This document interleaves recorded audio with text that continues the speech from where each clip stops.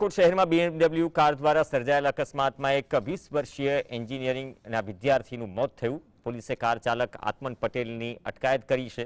આત્મન ઉદ્યોગપતિ અક્ષય પટેલનો પુત્ર છે તથા BMW કાર તેના નામે રજીસ્ટર છે। પોલીસ પ્રાથમિક તપાસમાં કાર ઓવર સ્પીડમાં હોવાનો અંદાજ સામે આવ્યો છે અને FSLની ટીમની મદદથી કારની ગતિ ચકાસાશે। જોકે પોલીસે આરોપીને મીડિયા સમક્ષ મોઢું ઢાંકીને રજૂ કરવાથી અનેક ચર્ચાઓ પણ શરૂ થઈ। સ્થાનિકોમાં સવાલ ઉઠી રહ્યા છે કે આરોપી માટે ખાસ પ્રકારનો વ્યવહાર પોલીસ દ્વારા કેમ થઈ રહ્યો છે। ચાલકને સ્થાનિક પોલીસે તાલુકા પોલીસે હસ્તગત કરી લીધેલ છે। પ્રાથમિક દ્રષ્ટિએ ઓવર સ્પીડમાં હોય તેવું જણાય છે। જી, ઓવર સ્પીડની છે અને મોટર વ્હીકલની લાગુ પડતી કલમો છે।